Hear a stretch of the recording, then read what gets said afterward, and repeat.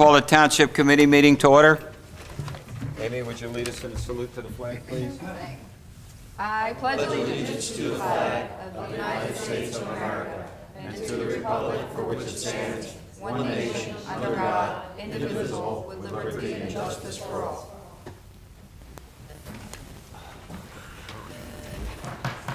Adequate notice of this meeting has been provided pursuant to the New Jersey Open Public Meetings Law by posting a notice of this meeting on the bulletin board in the municipal building and by sending a copy of the notice along with the agenda of this meeting to the Atlantic City Press, Atlantic County Record, Record Journal, and current newspapers, stating this meeting would take place 6:30 p.m. Monday, September 15th, 2014, at the Municipal Building, Mays Landing, New Jersey.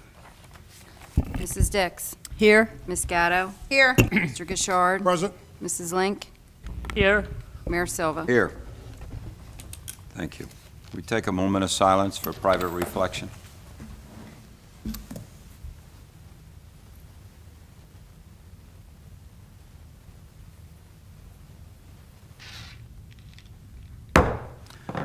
First item on the agenda is adjournment to executive session. We'll do that at the end of the meeting. There's no confirmation at this time. Addition or deletion of late agenda items for consideration tonight. So moved. Second. A motion and a second. All those in favor? Aye. Opposed? Motion carries. Early public comment on agenda items, excluding items listed for public hearing. No one has signed up. None? Thank you. Item number 5, discussion, formal action may be taken. A, SEPA issue comp time. Roger, this is one of the items I put on the agenda. Actually, as long ago as February of 2013, I was attempting to talk with Amy about comp time and flex time because I see them as synonymous. But at this point, since that didn't really get anywhere, I filed a report on September 5th. It's the memo each of you has. It is attached as exhibits the April 10, 2014 Atlantic City Press article titled State Towns Wrongly Awarded Comp Time. The second exhibit is the list of exempt employees. It's provided by through Phil Sartorio. And then the final item is a 2-page letter from the State Office of Controller where it speaks about their investigation. They had looked into 14 municipalities and found that 6 had paid more than $195,000 in overtime to high-level employees over a 2-year period without the support of a public ordinance. The passage of an ordinance which allows for public comment and a vote from the governing body is required under state law. In addition, 10 of those 14 municipalities awarded their executives more than 4,000 hours of compensatory time over that same period in 2010 and 11, also without adopting an ordinance. The 21-page report from the state controller is then attached, and the recommendations are at the back. I had originally learned, maybe as long ago as late 2012, that going to a dinner meeting at night could yield like a 3-hour comp time, and I just didn't understand it, and that's what probably triggered me trying to talk with Amy in February of 2013 to try to come to some kind of conclusion what is permitted under the law versus not. And it's my clear understanding that exempt employees work the number of hours it takes to get their work done on a weekly basis, whether they're a 35-hour or 40-hour employee, and they have to work 50 to get the work done. So for people to be able to do something else, and Mr. Jacobs did in his report show some document dated, I believe, January 31 of 2012, which this is the first time I had ever seen it. It had never been provided to me, even though I was a member of the governing body. That's in his department report, where he talks about flex time and how that was permitted to be used. But under the law, I don't think this is permissible. That's why it's on here. It's one of the issues that I had been discussing since April when this came out. So I think we need to come into compliance with what I understand the state law is, and if that means we need to have a legal opinion then we need to have that done. There's been 10 days. We could have been prepared for tonight. For the record, though, let me repeat to the audience. One, are you accusing this town of doing something that has been cited by the New Jersey Office of the State Controller as doing anything wrong? The state controller lists in the report that I gave you that No, whatever. listen, you didn't answer my question. We were They not. list how many towns here? They found 10 local governments, including Northfield and Atlantic County and Fairfield Township and Cumberland, is doing something wrong. The other 8 governments named in the controller's report on comp time were Garfield, Patterson, Pemberton, Rahway, Toms River, Wallington, Elmwood Park, and Hunterdon County. Now, There is no you put it accusation. out, the way you put it out, you lead people to believe we're doing something patently wrong. Now, let's go a step further. You got a list, you've had this list of exempt employees. You cite in this memo here that this issue was discussed on June 19, 2014 with Silva, Lafferty, Iono, and Dix. Okay? Now, that was June the 19th. And if you remember my comments at that meeting, you're certainly entitled to a response. You're entitled to find out that information. Here we are almost 3 months later. You had plenty of time, and I had told you, if you don't send a note to Mr. Jacobs, send it to Phil Saturio, and you'll get your answer. Why did you wait 3 months to bring this up? Because it's election time? Roger, that is really ridiculous for you to say that. You know that there were 12 items discussed in the meeting on June 19th with our attorneys. There were 12 specific items: missing minutes in violation of sunshine law, the idling of police cars behind town hall in violation of environmental laws, the rescue squad failures to post their rates pursuant to our ordinance, which has been in effect for years. It's never been done before. This is one of the many things that were on the list. I have the floor. My attempts to work through with Mr. Sartorio, starting on June 24th with that list from June 19th, it takes 2 to 3 weeks to get an answer to anything. So the dragging out is clearly not of my effort. And in fact, at the last meeting, when Assemblyman Brown stood here talking about the effort to work between this administration and his office on the Route 40 and Route 322 traffic problems, I immediately asked the very next day for all of the documents regarding that. I got 4 letters in my mail bin on Friday, 9 days later, and nothing of what the township sent to Mr. Brown. So there's clearly a stonewalling. Do you know why? Because we gave him nothing? No,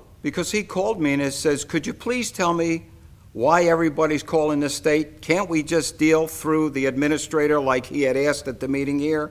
You called Trenton, you called this outfit, you called that I did it in June. All I right, called Trenton in June. Mr. Mayor, if I could ask. We're away from the topic. Mr. Mayor, I want to. excuse me, if I may. I just want to remind you of something. Anything that was discussed in the context of the mediation is privileged. That was not. Well, This was not. This was outside and the I would mediation. caution you that under the mediation statute and under the mediation agreement in the lawsuit that was brought by Mrs. Dix, you are bound not to discuss it in public if it came up in a meeting. Now, that doesn't mean that the issue itself cannot be discussed, because if it's a public issue, it can. But it can't be discussed in the context of what occurred in the mediation. So if you want to talk about the issue, that's fine, but don't talk about it in the context of something that happened in a mediation process. If I can, Mr. Mayor, I just want to ask Ms. Dix, what I think I heard you say, based on the controller's report and the articles and everything that you have supplied that have absolutely nothing to do with Hamilton Township, is that you're concerned that we do not have an ordinance on the books that deals with the comp time issue as recommended by the report. Is that the crux of your? The crux of the issue is whether we permit comp time or flex time, call it either one, whether we permit it or we don't under the law. Okay. And if there could be an ordinance that it would be, make it permissible, then the ordinance needs to be drafted and brought before the governing body. I understand the ordinance process. Okay. So I understood your issue to be that we do not have an ordinance, which is what is in the report for these other towns. Let me back up, because now you're bringing up another topic. You keep saying that comp time and flex time are synonymous. That is not my understanding, and I'd like hopefully, Mr. Mayor, either for the administrator or the solicitor to confirm or deny that. As I understand comp time, first of all, it is typically applied similar to like an overtime to non-exempt employees at a time and a half basis. It is typically something that is paid, like paid out with cash. And as I understand it, our exempt employees were not, in theory, entitled to it under federal law, but we had an ordinance on the books that told them to track comp time in the past. And that could lead to some kind of a payout. Now, what I understand about flex time is that if exempt employees during a given week, and it's the same thing that happens at work where I'm at, if I work a 10-hour day because there's a meeting or whatever, and I say to my boss, do you mind if I come in an hour late tomorrow because I was here late last night, that's flex time. And that gets shown up on their timesheets. It gets zeroed out by the end of the week. The department heads have to sign off on the timesheets, that kind of thing. And there's absolutely no exchange of money or pay involved with flex time. It's simply about flexing the hours during the work week. That's what I understand the difference between comp time and flex time is. That's perfectly said. That's accurate? Okay. The other thing that I understand is, Mr. Jacobs, after you came in 2011, this issue came to the forefront for you when you found the ordinance and saw the employees were tracking, the exempt employees were tracking comp time. And we implemented a change to the ordinance via a resolution that is now in our handbook. Right. And what that does is takes away the ability to track comp time for the exempt employees. Anybody who had comp time at the time was essentially zeroed out. They weren't paid out, it was just gone. Right. And we fixed the issue via the resolution. And what I thought, based on the information that was given to us all, is that if we would do that via ordinance instead of resolution, we would be right on foot with what the comptroller is saying these other towns need to be doing, and there would be no issue whatsoever. Right. Okay, that's what Exactly. I understood. Can I just say, would- that's my I would say- understanding also. Yeah, I would echo that. I would like to know, how does a resolution amend an ordinance when an ordinance is law and a resolution is not? It doesn't. The ordinance was amended by ordinance. Do we have an ordinance number? It's, no, I don't have it in front of me. It's when we combine 66 and 80. That was October of 2012. Okay. The prior ordinance had a requirement in it that said compensatory time shall be granted to management personnel when such time is mandated or requested by the township committee or administrator, and involves time not normally anticipated or expected as part of the said manager's basic job or regularly scheduled workday or work week. That ordinance, that was deleted by the new ordinance, chapter 66. And in that ordinance, it required us to adopt a personnel manual, and these things were put in the personnel manual. I don't see any problem if you want to adopt the employee manual by an ordinance Rather than a rather than by a resolution. It doesn't, yeah, but we did have an ordinance in place.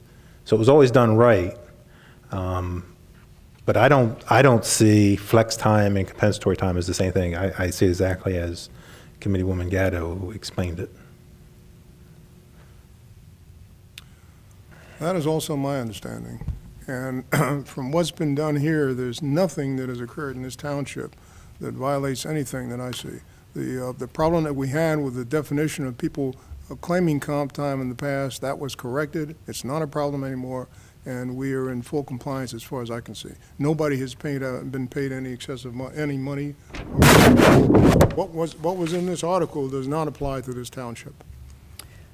So I'm understanding then that the resolution that changed this situation was adopted in an ordinance and put into a handbook. But when we get, for example, in April, a 158-page handbook was given less than 7 days before a meeting where it was adopted, to suggest that we had the ability to review that many pages and understand everything that was in it It's really a bit of a stretch, and I work a lot of hours, so okay. If everybody feels and the council feels that we're in proper order, then that resolves that issue, and we can cross it off the list.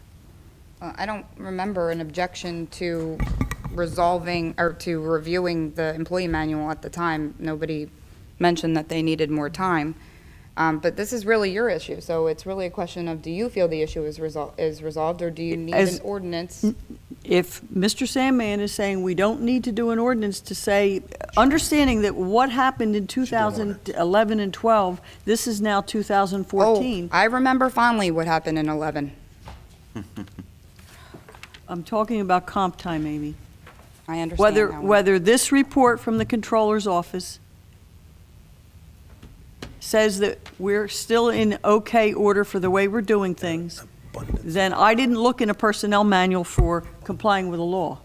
Well, the Because I don't. controller's report says nothing about Hamilton Township, because Hamilton Of course Township it is not doesn't. doing anything. They didn't investigate Hamilton Township, so. Because there's nothing to be We investigated. don't know whether they investigated Hamilton Township or not, but there was nothing in there about Hamilton Township. If there was something that was culpable here, I mean, they would have investigated, just like they did Northfield. And there isn't anything culpable, certainly as far as I can see. No. They looked at 14 towns or 14 agencies out of what, over 600 in the state of New Jersey. So nobody suggested they came here. It's the report that, when I saw the newspaper report, I pulled the report off the internet, I read it, and that's why I was bringing it to the forefront. And That's nothing what we're has- supposed to do, is question and make sure we're on the right A track. question, not accuse. Nobody accused anybody of anything. I simply brought a report here to be discussed. Nothing has ever come up in any of our audits with regard to comp time or flex time. An Is audit that is a accurate? test, it's not a I'm forensic. asking a question to our professional. Is that accurate? To my knowledge, No. to my knowledge, nothing's ever come up. Okay. So, Mr. Sandman, I think Ms. Dix asked you a question in terms of compliance. What you have done, as a matter of convenience and management, is created a employee manual by ordinance that can be amended by resolution. And that makes a lot of sense for a lot of reasons. Would it hurt to have an ordinance? Of course not. Are you in compliance? I haven't read this. I got it tonight. I know of no situation where any employee in Hamilton Township this year has gotten compensation for comp time. But I wouldn't, because that would go to your labor council if it was an issue. I don't think it's an issue. I think we're arguing semantics. But if you ask me, would it hurt to have an ordinance? Of course not.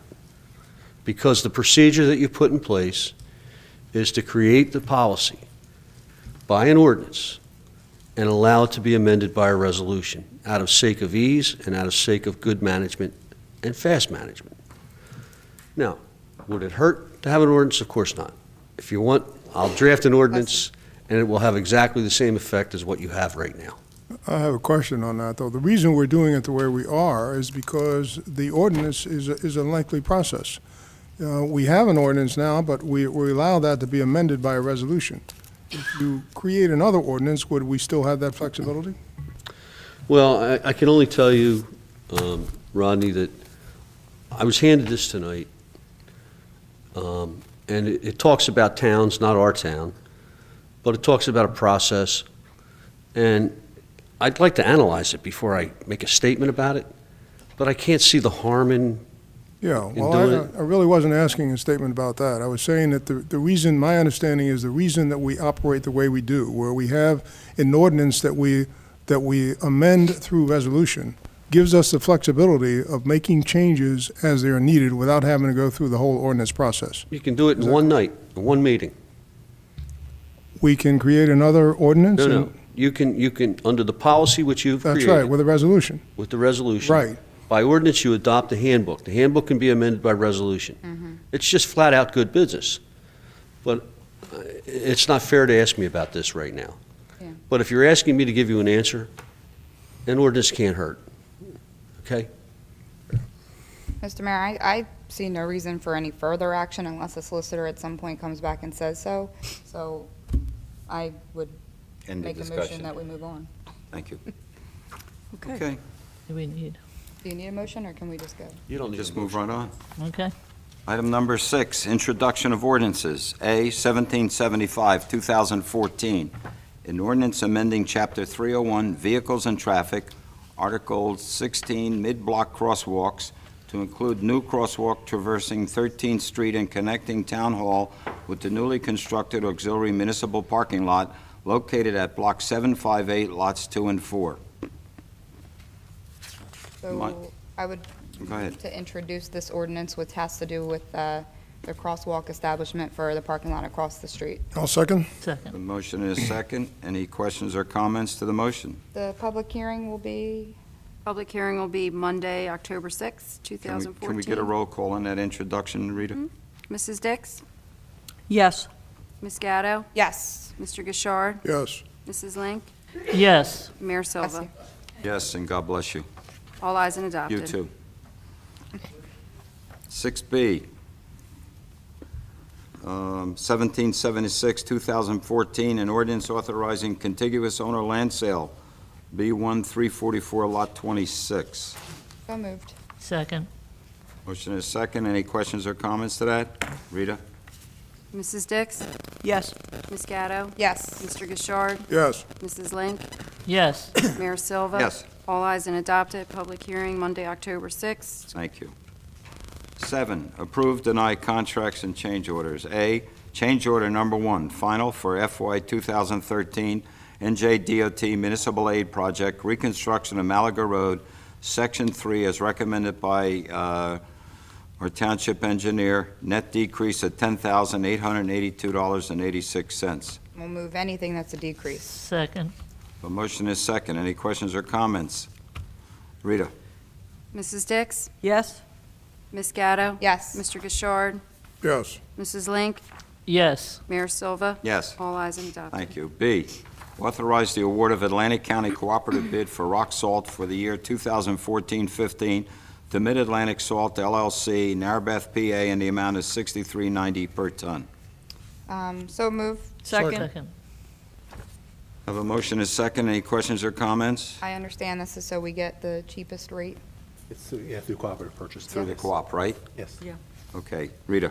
Mrs. Dix? Yes. Ms. Gatto? Yes. Mr. Gishard? Yes. Mrs. Link? Yes, Mayor Silva? Yes. All ayes and adopted. Thank you. C, authorize the award of an additional option year for the period September 1, 2014 to August 31st, 2015, to provide HVAC services and maintenance to Town Hall in accordance with bid 2012-07 with Marley Mechanical and Electrical Maintenance Contractors of Hamilton, New Jersey, in the amount of $35,126.73 per annum and $97.08 per hour for additional as-directed work, 30% from the wholesale markup on parts. I move to authorize the award. Second. The motion is second. Any questions or comments to the motion? Rita? Mrs. Dix? Yes. Ms. Gatto? Yes. Mr. Gishard? Yes. Mrs. Link? yes, Mayor Silva? Yes. All ayes and adopted. Thank you. D, approve change orders, Public Works Building, CG-01, electrical sub-panel increase of $300.40. We'll take them one at a time. One at a time. Can we take them all together, Bob? One at a time. One at a time. Thank you. So moved. second. Motion is second. Questions or comments? All those in favor? Well, let's get a roll call. We're Please. increasing. Go ahead. Mrs. Dix? Yes. Ms. Gatto? Yes. Mr. Gishard? Yes. Mrs. Link? Yes, Mayor Silva? Yes. Thank you. GC 02R1 flooring increase, $6,492.94. So moved. second. Motion is second. Questions or comments? Yeah, just, would you remind me again, the reason for the flooring increase? We had the floor tested for moisture, so it had to Ah. be pre-treated with some That's type right. of epoxy first. Okay, I remember. Rita? Mrs. Dix? Yes. Ms. Gatto? Yes. Mr. Gishard? Yes. Mrs. Link?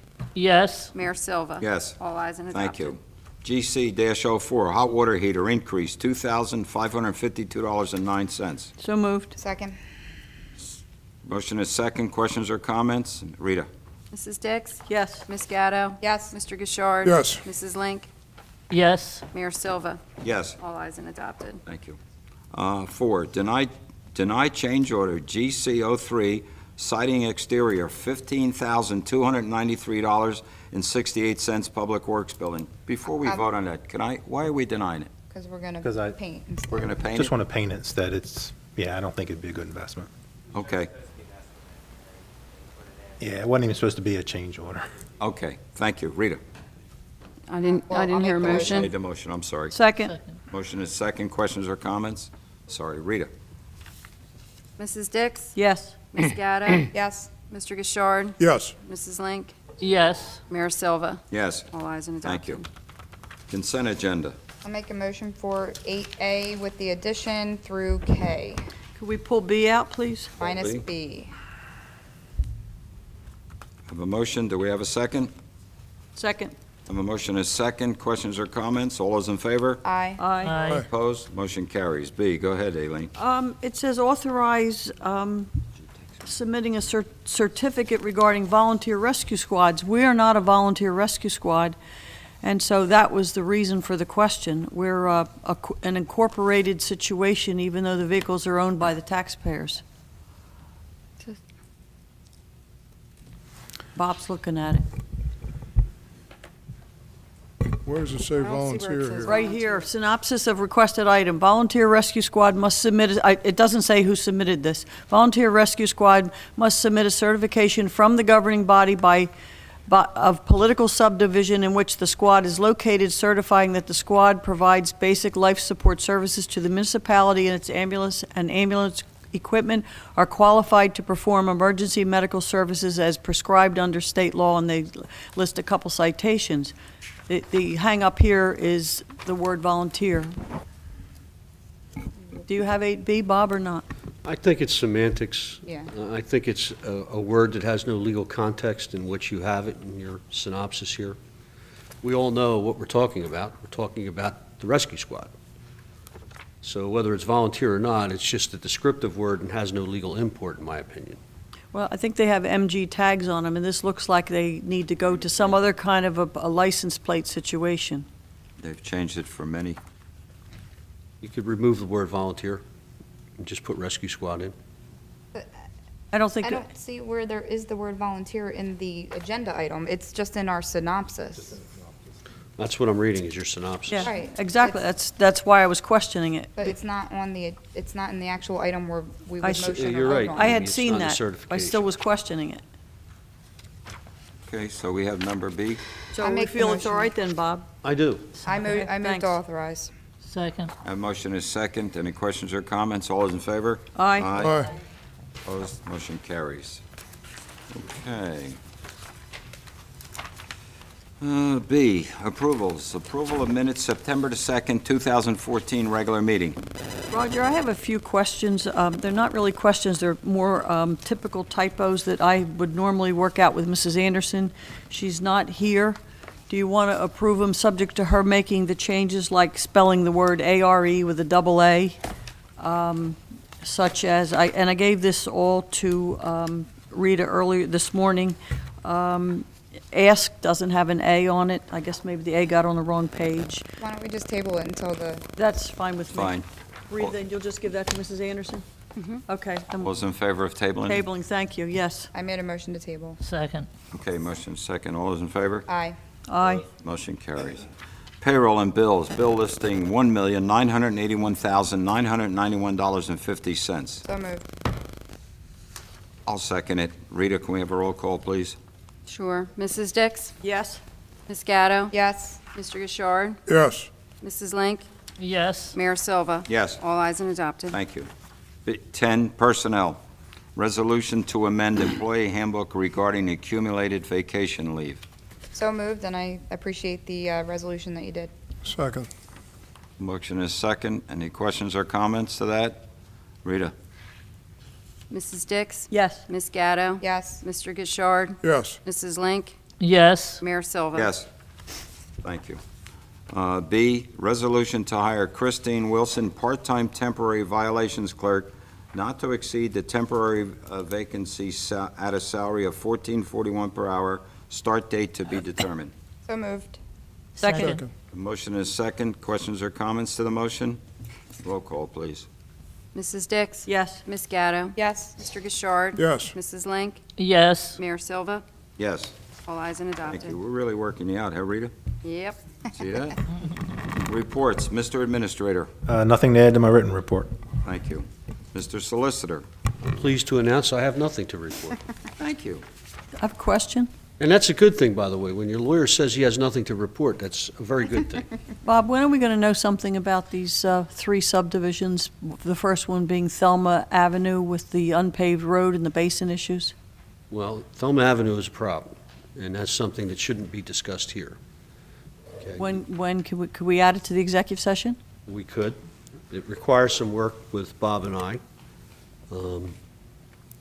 But we could come back and talk about that. All right, and any progress on Brewster Drive with that situation? You know, I have someone else in the office handling Yeah, it, Diana Zamadi. and I have to check with her, and I And can report Tavistock. back at the next meeting. Yeah, and Tavistock Tavistock's the is same. fine. She's going to set Tavistock- up meetings. Yeah.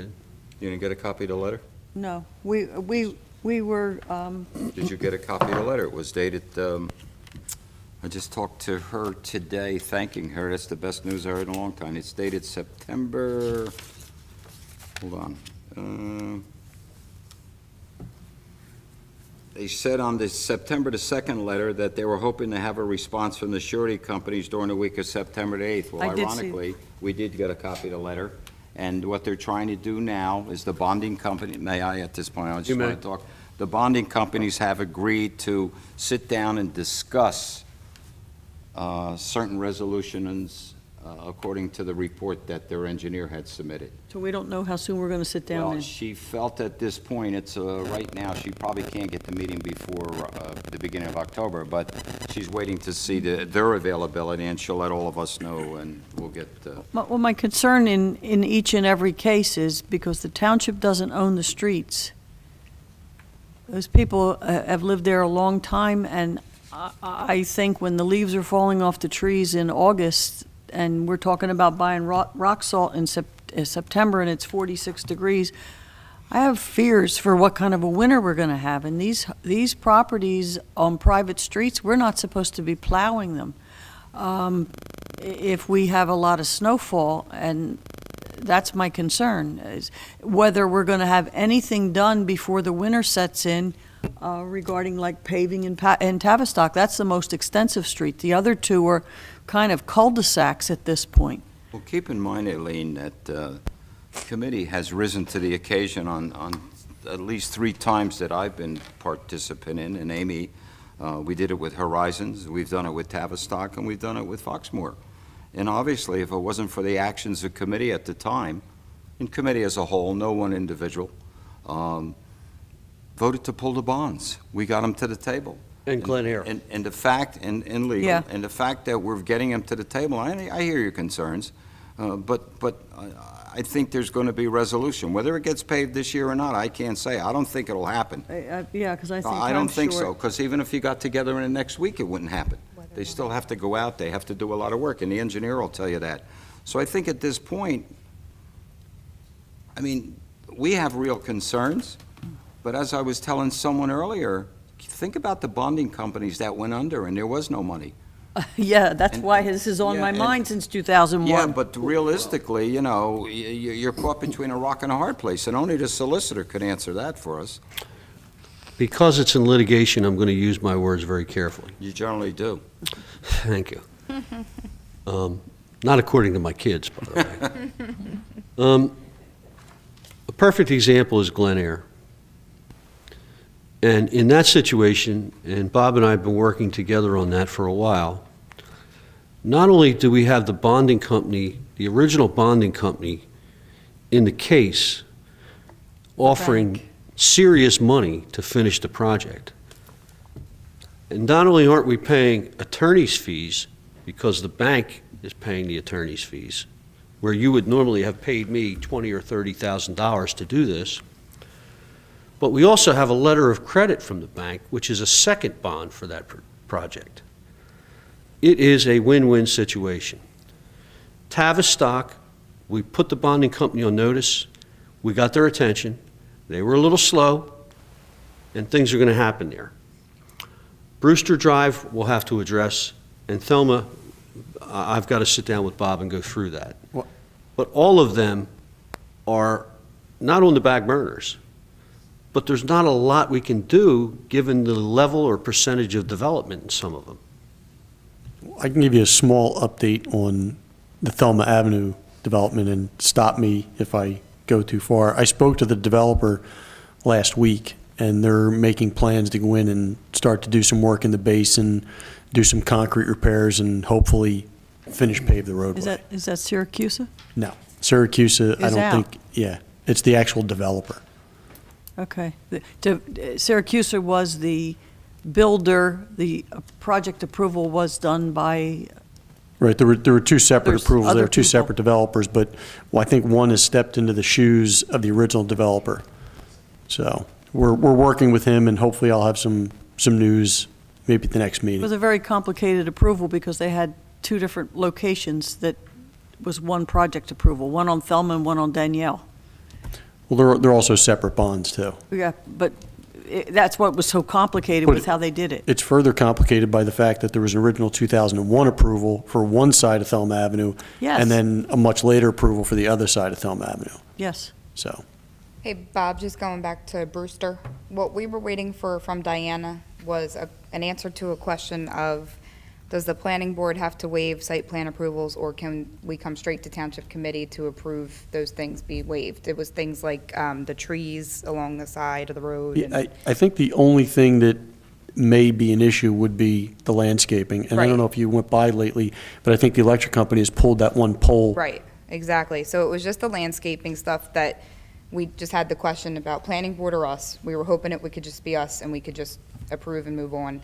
I'll have an And answer then- for the next meeting. The other thing was the homeowners were working with the owner of the property of the basin to do some form of negotiation with regard to the remediation there. So I think we're just waiting from them to hear, are they ready to accept funds or not? Because they had some leverage while they didn't have it with the homeowner with the basin owner to be able to negotiate, but once we turn it over, they'll lose that leverage. So that was the two open items as I had noted down. So, I'll come back to you at the next meeting with. okay. Thank you. And I'll Good check answer. with Mr. Ehrman too about what's going on with the association and see if we can get an answer on that. Good, thank you. You know, Mr. Mayor, if I may, the in-rem list came out today, and Eileen called me on a couple of properties that we should look at, and we're going to talk about that. But I have to tell you also that I guess it was Phil emailed me that some of the properties on the in-rem are separate lots of basins. And you got to give credit where credit's due. And that's somebody in town hall here saying to me, hey, let's take a look at this property before we get possession of it. And Phil deserves the credit for that. So what we're going to do is go take a look at some of these properties before we file the in-rem foreclosures. Bob, this is the list that he gave me on the 10th and asked me to look at. The list that's in our thing tonight that we voted on, this is not it, but the basins were removed, and the properties that I put in my email to Phil and to you that had structures on it, and I expressed my concern in the phone call, You did. they, as it turns out, because I was looking at the other list, not this one, I looked at this after the fact, all three of our minds were in the same place when we referred back over to you. But the bottom line is that the process is such that I get the list from the collector. And I would not have any reason to believe that there's something wrong with these properties. And we should put into effect some sort of reasonable cursory inspection unless we have a reason to think we need another one or a deeper involvement. We had a circumstance where we took a property last year where there were tenants, and that worked out okay for us. But at any point until final judgment, we can remove those properties from the list. So there's no risk to us, so long as we do our due diligence before the final judgment. And because of the amount of foreclosures, not just in REMS, but all foreclosures in New Jersey, I've told you before, the foreclosure unit is way backed up. we used to be able to get a docket number and get a judgment by the end of the year, so we could remove those properties, so you didn't have to fund for uncollected taxes for them. That's impossible to do in today's economic climate. But we're working on it, and we're going to put together a process for this. Do you think that if you file this month, that the actual final judgment is going to be sometime in 2015, so they actually won't come off till next year? That has been our experience in the last 2 years. So then my next question would be, because one of these properties, I was quite shocked to see the location of, because I looked up properties on the tax map to see exactly where they were. This one particular property has like a $69,000 land assessment, and it's very rural. Saying it mildly, it's very rural. That kind of assessment hurts us for just what you said on funding the uncollected taxes. In the reassessment, would that assessment potentially be reduced by the function of the reassessment, which would reduce the obligation for Maybe. what we'd have to be setting aside for next year? Maybe. If, and we had this happen last year, the property was assessed at some very high number because there was a structure on it and people were living in it. They did not pay their taxes. The tax sale certificate was not purchased. It went into the in-rem foreclosure. We had a circumstance where we automatically became a landlord, and as I said earlier, it worked out. But in the context of a reassessment, the property would probably be inspected. And the land values are set independent of an inspection. But if it had a structure on it, it probably would be inspected, and it probably would be reduced in that context. But the structure in this case is only $5,000. It's the land that seems to be completely out of whack, in my opinion, based on information I'm working on in 2014. So if these kinds of situations were reduced by the work of the reassessors, that would be helpful to budget reasons. And you would hope that that would happen. But Okay. we live in a 117 square mile township. We have, I don't know how many line items on our assessor's list. 15, 16,000. Yeah, and it's a process. But the land values is typically done by a formula. Okay? Structures, homes they're quite different. Commercial properties are quite different. Thank you, Bob. Anything, Mr. Smith? No, sir, Mayor. Thank you. Ms. Dix? I have a few things. Talking about the planning board a few minutes ago, planning board for this week is again canceled, the second one canceled this month. I attended a planning board workshop last Tuesday. It lasted 15 minutes. There's virtually nothing coming in the pipeline for the planning board. And since some opinions are the pipeline is going to stay pretty empty for the next 12 to 18 months or longer, I think it would be prudent for us to delay replacing the planning board administrator because there isn't much work over there at this point. Everything is caught up, and we would be in a position, therefore, to be constricting the budget, as I've said at the last two meetings. We could be banking some of that salary by not paying it out.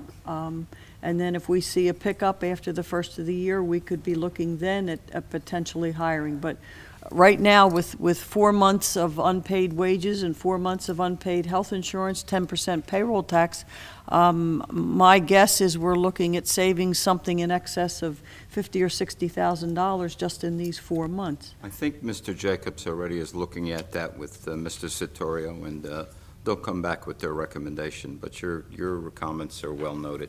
Obviously, I don't have any idea of that. That's why I just wanted to put my thoughts out there, since Judy and I are the smart growth liaisons.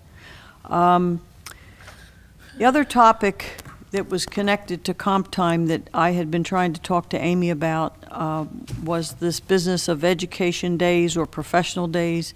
And Amy's position was she needed data. And I think to collect the data would be kind of easy enough to do if Each employee was simply asked to send in an email to one central point, whether it's Lisa in the administrator's office with the conventions, seminars, workshops that they go to, and the cost to attend it. So we would pick up the number of days and the costs and the name of the employee, which would be held in the office. We could come up with a reasonable amount for expenditure, for time away from the desk, that production for the taxpayers is not happening. And this, again, I brought this originally up to Mr. Jacobs in 2012, right after I came on board, because I think there's a reasonable amount of time to be spent at conventions and seminars, because the certificated people, whether you happen to be a CPA or a practical nurse or you know, certificated in this government office, you need continuing education units to keep your certifications current. But if we would be tracking, and I was told at the get-go in 2012, we don't keep track of any of that. If we would keep track, we could see if people need 30 in 2 years or 30 in 3 years, 30 being the continuing education units. We could build the database that is not maintained as of when I asked 2 years ago, and then we could be led into a discussion and a decision on what's realistic. Should we allow people to have 2 days a year for seminar days? Should they have 5? Should they have 10? Should everybody get the same amount? Should people be treated equally, or what would the difference be?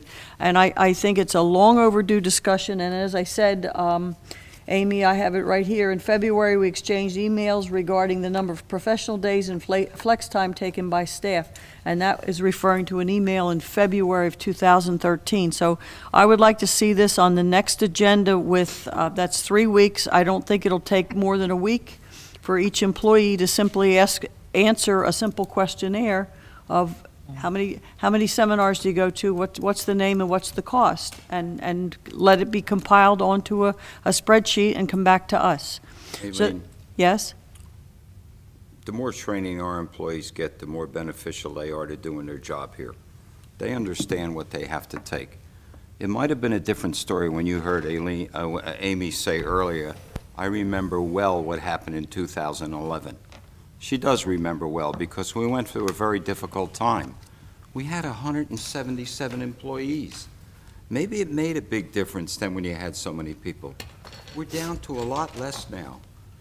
We don't really want to take away anything from our employees that adds to the benefit of this community.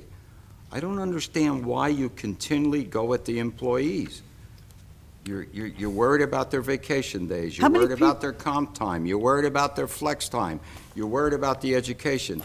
You know, I'm looking at the budget and the I've got the floor taxpayers. now, as Yes, you told do. me more Yes, you than do. once. Yes, you do. Excuse me. I sat through many a police interview here over the last 7 years. And what impressed me immensely was the resumes that those officers have. Not only the furthering education, but the number of courses they take that help them do their job. Do you know why many of them got employed when we had a reduction in force?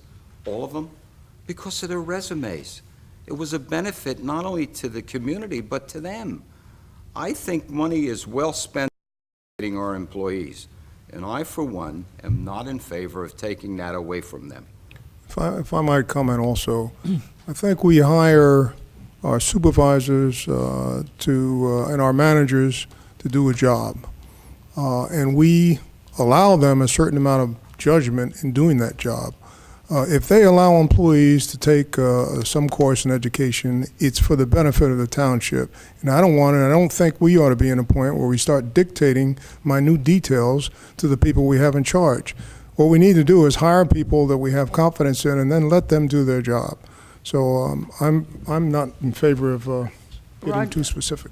You both just addressed the issue of courses. I never used the word course. That, to me, means sign up for a semester of a college course, and that's why those police officers had such great resumes, because they put in the time to go to class and do the homework. Or a day's course. What I spoke to was conventions and seminars, one-day workshops, those things don't build a resume. But as you point out, we are shorthanded.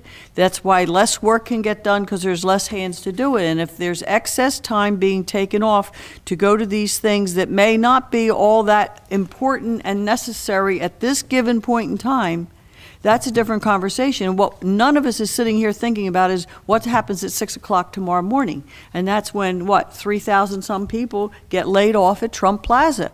And, Think about it every day, Aileen. I constantly... but you're not willing to you're saying you don't want to take Oh, anything. you didn't listen to what I was saying. I did. It's not just the courses. Look, I've served in positions over time, and I'm not trying to tout any resume I have.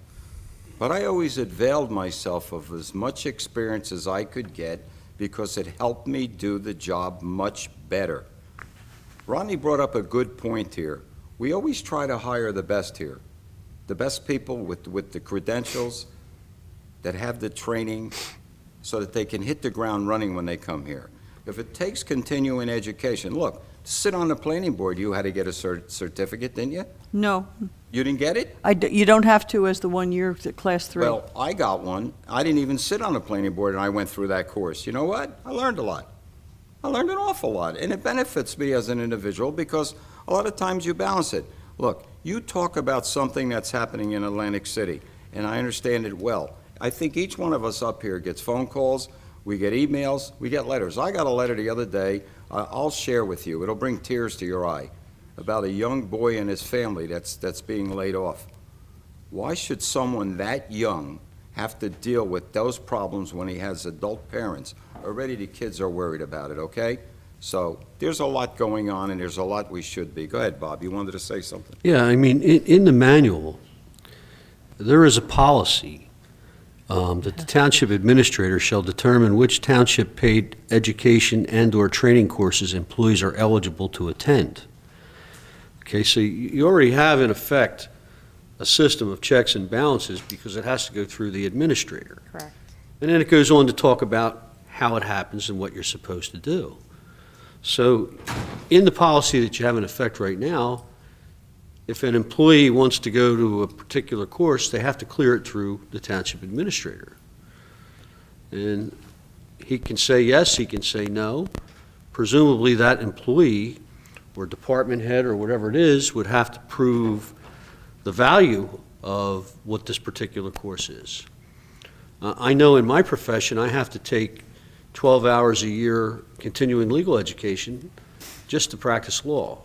I don't know what it is for Public Works, and I don't know what it is for the chief of police. I'm sure they have some requirements. But the point I'm making is that they can't do it unless the township administrator gives it his blessing. What page is that, please? 57, And that's 2012 book? it is. Thank you. 57, And okay. Mr. Mayor, if I may, I couldn't agree more with Mr. Gouchard and yourself. I don't think that we have an excessive use of any of this stuff. You know I saw the timesheets when I was in the mayor's seat signing them. Roger sees them now signing them. The department heads sign their employees' timesheets. We get this department reports packet every single 2 weeks. And most of the time it's noted in there when a person is going to be out for a potential education thing. I don't think we have an excessive issue, which is why I said to you back in 2013, give me the business case, show me the data, because I don't think we have an issue. And I also said to you, and I continue to say to you, we are policymakers.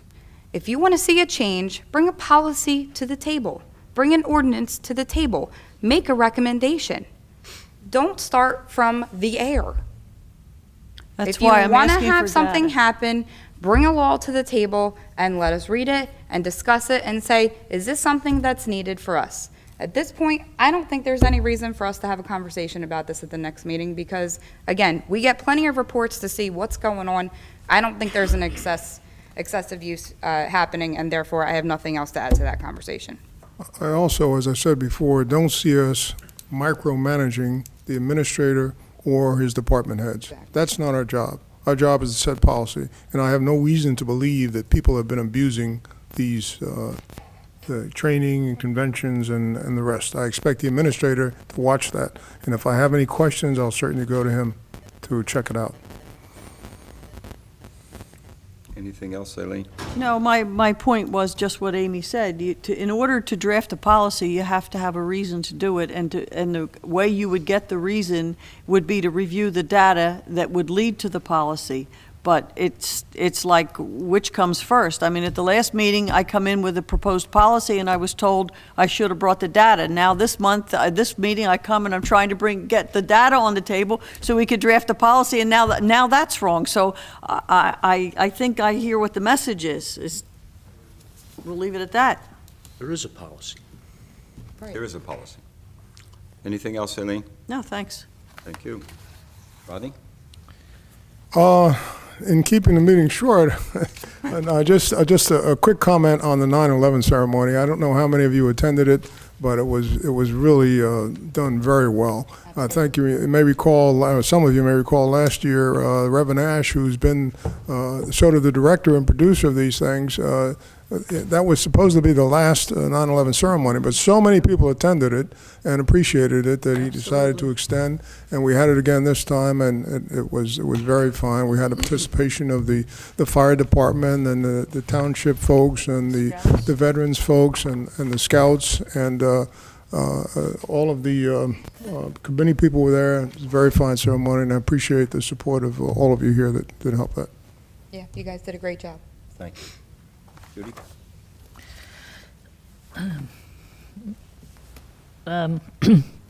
The item I'd like to just talk about is the fact that our children, 1 out of every child is considered to be obese in the nation. And I must say that Hamilton Township is doing a very good job at engaging all of our children, a lot of our children, in the sports. I understand that street hockey engaged more this year than they ever did, and that, in fact, for the 5-year-olds, they have 60 children that signed up, which is fantastic. Of course, soccer, football, I'm sure they're all out there doing their job. But there is those children that stay home and click the TV, eat the potato chips, and do nothing. How did you see what I did last night? Ruined my evening. You just ruined my evening. So every year for the last 8 years, we've at my skating center, we've had a Go Healthy Challenge, and it's in concert with Nickelodeon, the Presidential Challenge on Physical Fitness, and the Hamilton Township schools and Galloway schools and Egg Harbor Township schools and Estelle Manor are, willing to pass out free entrance to the skating center. But in order to get a free entrance, they have to list 4 bad habits, and then they have to list 4 ways they're going to better reverse those habits. So we get a challenge. I mean, we get a real nice, I hope they follow all the things that they say they're going to do. But as we say, it's just, we have to do everything that we can to get our kids engaged. So that's mine. Nice message. Very good, thank you. Amy, I won't forget you this week. Thank you. First of all, and it was my intention to bring a cake, but I got home from work too late, Bob. But I want to wish you a very happy 60th birthday, Bob. Is he that old? Good blushing. My kids think I'm 70. Except my grandson. And what's he think? He thinks you're the coolest guy ever. He does. Yeah. He's not mature yet. But thank you. So I hope you had a great celebration, and All I'll say is it was an Irish celebration. I get it. But happy birthday, Bob. Thank you very much. And just want to highlight several things coming up in the town. We have lots of stuff going on. This weekend coming up, we have Art in the Park on Saturday.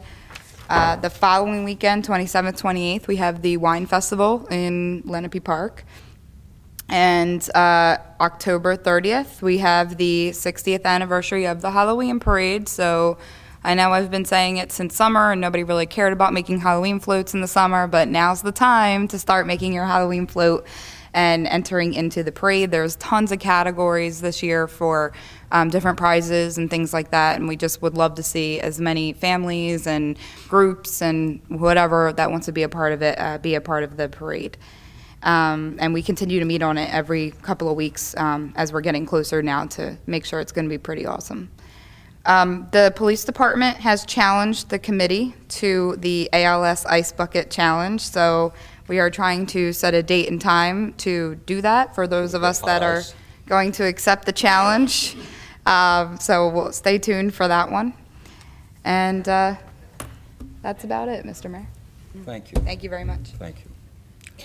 You know, it's great because in our community, whenever we have community events, the public really turns out in force. And I think one of the things that Reverend Ash and I always seem to kibitz back and forth about is the number of people that attend the 9/11 remembrance ceremony. And this year, he turned to me, said, "How many you think?" I said, "I don't think anymore when I'm around you. You do it all." But he did, and we did have well over 300 people there, and it's very, and as Rodney said, it was very well done, and it's very rewarding when you see the number of people who remember. And I think it's an event that, even though we thought last year was going to be the last year, I think we'll continue to look at it every year because people look forward to it, because it's a way of not forgetting. Absolutely. It left an indelible mark on all of us. It was the second Pearl Harbor that I lived through, and I think, you know, from that point of view, it was a very well attended, and all the people who participated in it, even the spectators, were spectacular. So it was a great event. And with that, I'm going to open it up to the public. Anyone in the public wish to speak? Bob, oh. Mr. DeFeo. I We thought you were getting up. No, I'm just turning to face the public. I'm good. To the public. Did you see that? He I flew. thought you were making a move, Ben. I said, my God, look at him. Rich DeFeo, Mays Landing. You know, I hate to be the bearer of bad news, but I don't know whether it matters or not, but I used to come to a lot of meetings before. And I'm not picking on anyone, I'm just telling you facts. I stopped coming because I'm sick of the arguing and the negativity that is put on this board, which is brought out to the audience, which the taxpayer suffers. And I have to say, Ms. Dix, you were put up there to help the community. And what I'm telling you is fact, and I can prove everything I'm saying. Since you've been there, you've cost us so much money. I haven't heard you say one thing tonight, not one thing that was nice. Everything that was said, you doubted it. You had a question about it. The last meeting I was here, when I was here, you talked about the little people that you want to help. Well, the same little people you're helping are the people you want to take their vacation away. If they work 10 hours, you don't want to give them a half hour overtime or whatever other time they're talking about. And I think you're the same person that goes there to these little people that are working their job, and you demand they stop and give you the information you want, then they can't do their job. And then you turn around and you complain that they're not doing their job. And I think you really ought to look yourself in a mirror and see what it looks like and what's going on. And I'm not being prejudiced. I'm just telling you just the feelings I feel sitting here this evening. You know, It's just negative. It's just negative. And quite frankly, we look like a bunch of idiots because it's a circus up here. And again, you're just bringing so much negativity here. It's sad. It's sad. The other four people, they all get along, but, you know, and it's not that we're picking on you or I'm picking on you. I'm just trying to tell you, you know, I'm a fellow Republican, you know, and I just want to see what's good for the community. Thank you. Anyone else? Jim? Yes, I would like to echo what Rich just said. Negativity and arguments will stop once John gets sworn in January. Thank you. Thanks a lot. Anyone else in the public?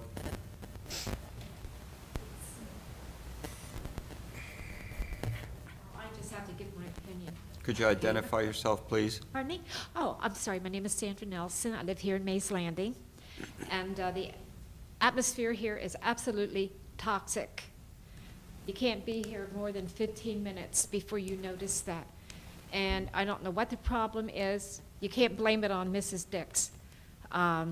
You have to have a balance of opinion. And when you're dealing with budgets and using the taxpayers' money in a responsible manner, it really is to the benefit of the township and the public to have someone like Mrs. Dix. She's not accusing, but she's questioning.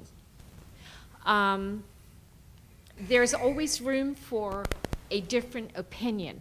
It causes people to look, to recheck things, to make sure that you are in the scope of where you want to be as far as expenses versus income.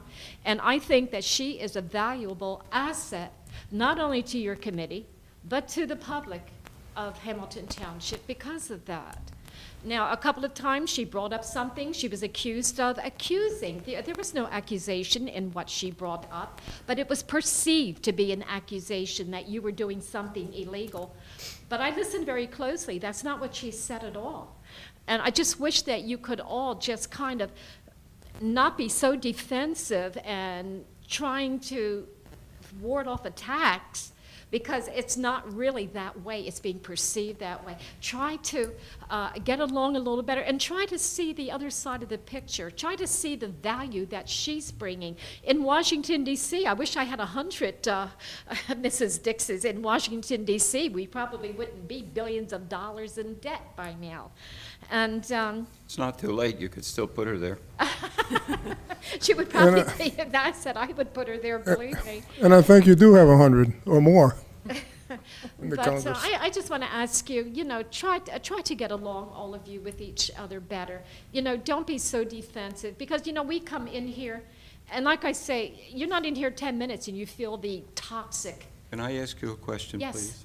Mm-hmm. Were you at the budget hearings? You didn't sit in the audience at the budget hearings, did you? I've only been, this is only my third time here. Yeah. Well, interestingly enough, fortunately or unfortunately, several of us have been here for 7 years or longer. Mm-hmm. We've been fighting very hard for this community. And that's the way it's perceived or not perceived. It's the way it's explained or not explained. Mm-hmm. If you watch the way that Amy and I and the Finance Committee fight to control expenses, supported by Judy and Rodney, okay, and keep things in check, you will understand it didn't just start when this discussion came up with Committeewoman Dix. It starts when you start looking at a budget, because it all plays into action. That's why I say, a lot of people only come in here for select times to only pick up a piece of the issue instead of looking at the entire picture, okay? Your comments are understood and they're well taken, but I also understand that there's another side to the story. It was just like what transpired several months ago here. There was a lot we couldn't talk about, but there's going to be a day when we'll be able to speak and people will understand it. Because you know what? You don't have to apologize for the truth. I've never had to apologize for it, and I never make excuses for it. That way we don't have to make up stories. So when you hear it, you may have a difference of opinion. Well, I am very sure that all of you work very, very diligently and very hard to do the best job you can do. And I'm not implying that you don't, and I'm not implying that she has to be a watchdog because you can't be trusted. That's not what I intended to come across at all.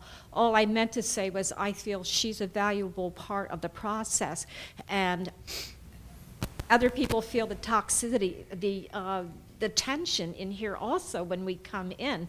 And we're just saying, you know, that we would really like it to be different. You want to feel tension, you should have been here in 2011, right, Amy? Absolutely. That was tension. You wouldn't want to sit in this room for 2 meetings. Oh, my. We sat here stoically and just took a beating. But we got through it, we made it, and we put this township on a financial footing long before and far into the future of what's going to help this community.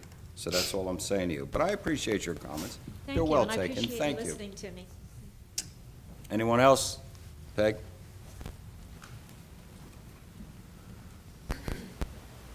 Good evening. My name is Peggy Capone. I live on Oak Street, Mays Landing, and I do appreciate your comments. They're, you know, but as Ms. Mayor Silva said, there are 2 sides.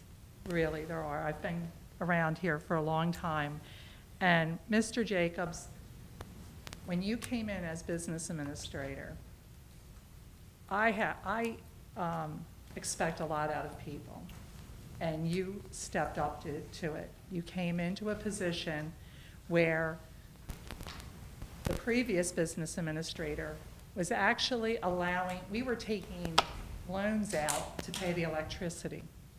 It was awful. I sat on fiscal vitality for 2 years, and I saw the spending that was going on. And Roger and Amy laid off. They sat here and were unbelievably abused. I was in the audience, meeting after meeting, because they had the nasty job with Charles Kane and Harvey Kesselman, and I believe it was Tom Mr. Palminteri. They all agreed to make the cuts for the betterment of the community.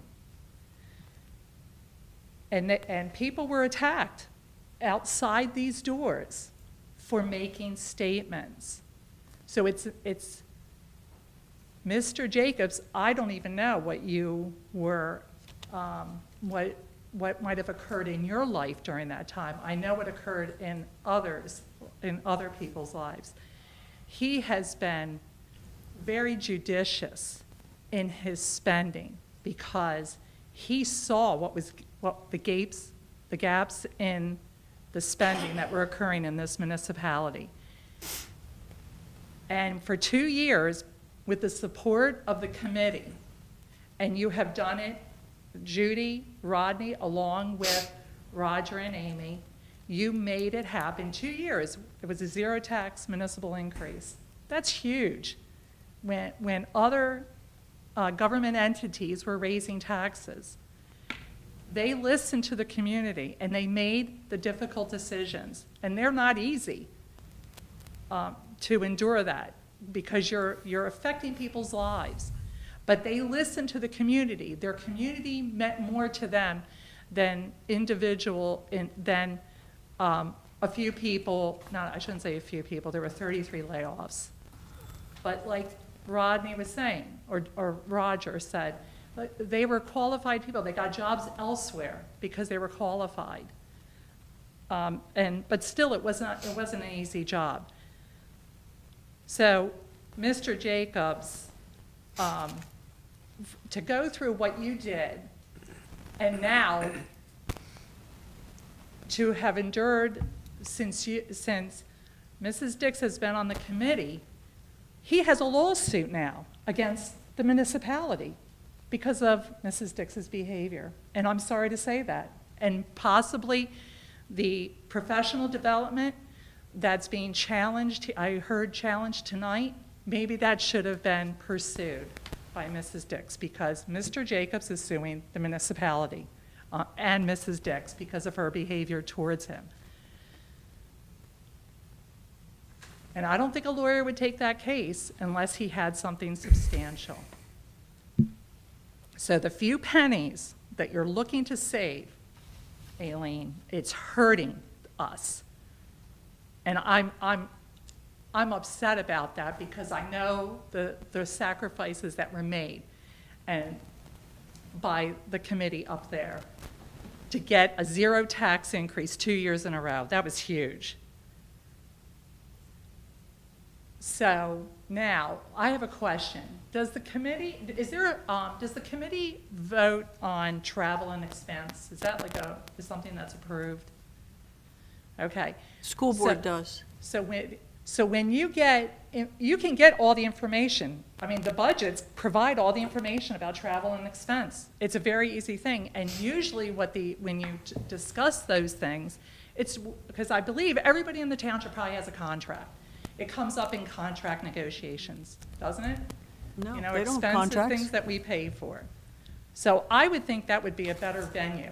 Get the facts, Oprah, whatever. I mean, I've done it. I've gotten lots of information, especially being on fiscal vitality. We had access to 10 years of spending. So we were able to see where there were huge gaps in spending. Okay. Judy, I just wanted to comment on the exercise. I so agree with you, and I think that's outstanding that you're bringing to the attention of everyone, because you're right, there are children who are sitting at home, and the school board, me as a member, it is on our minds as well. So thank you for bringing the attention to that. And I think that's all I had to say, so thank you. Thank you all. Okay. Please.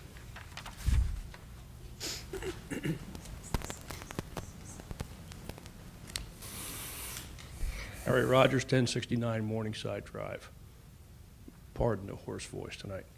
First, Mrs. Link, I have trouble with your tortured segue of trying to get the name of your personal business out into the public from the bench yet again. I don't think you get it. I just don't quite understand how you feel entitled to do that, and why it isn't challenged by the, listen, second item. I attended a meeting a couple of months ago talking about the results of the audit. Mr. Jacobs, how many audits in a row did you go with zero findings? I think it's 4, 5. 5. Now, as an accredited auditor for other processes, nobody ever gets past me 5 times in a row. Never. And was it the same auditor each time? No. No. So you've had 3, 4, possibly 5 separate, independent validations of the way you're running your business here. You're running our business here at the township. And yet you're constantly being undercut, second-guessed, and I think badgered. Frankly, board, if he's doing that bad of a job, hold a vote of no confidence. Up or down. Keep him or get rid of him. But otherwise, why don't we knock off this nonsense? It's costing us a fortune. Rodney, you said it well. Mr. Bouchard, I'm sorry, I didn't mean to be familiar. It's fine. You're a policy-making body. You're not auditors. I think it was well said. But yet we hear this nattering over and over and over again on ridiculously tiny topics.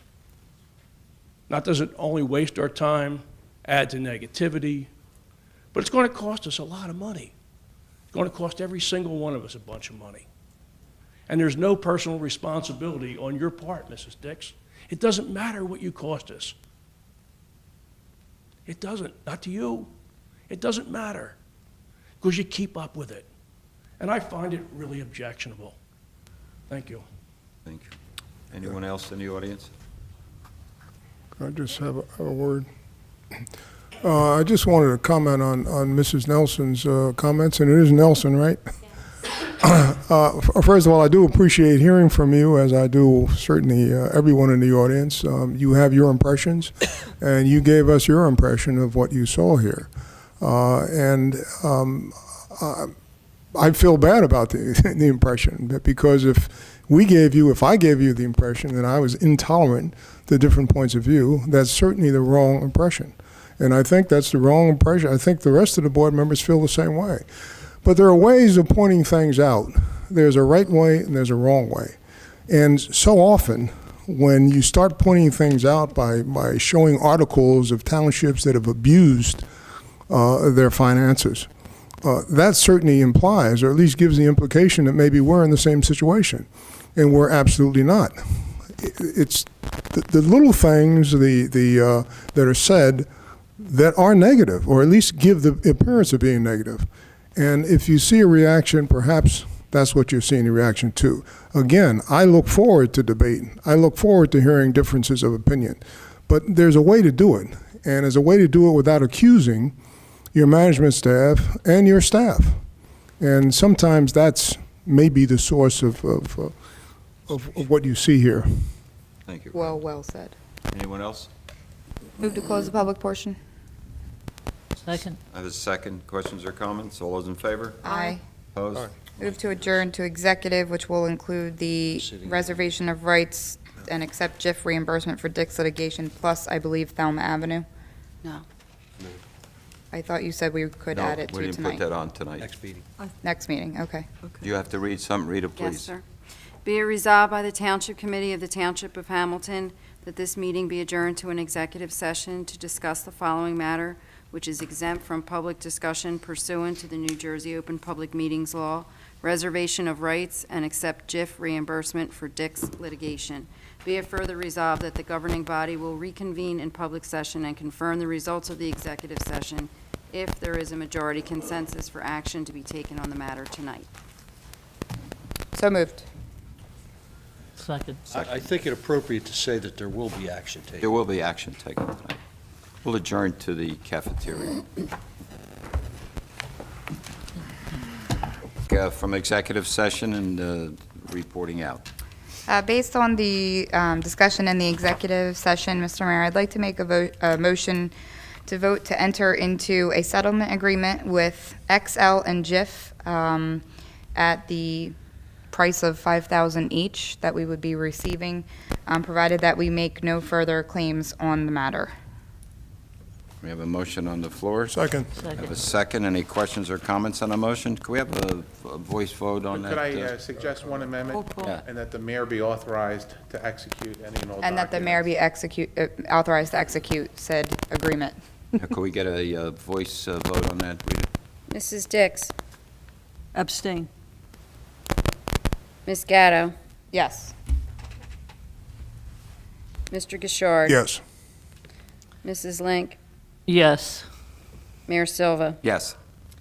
And Mr. Mayor, with 4 with 1 abstention. Thank Motion you. carries. with the second part of our discussion, I'd make a motion to authorize yourself to sign the reservation of rights on behalf of the township as presented.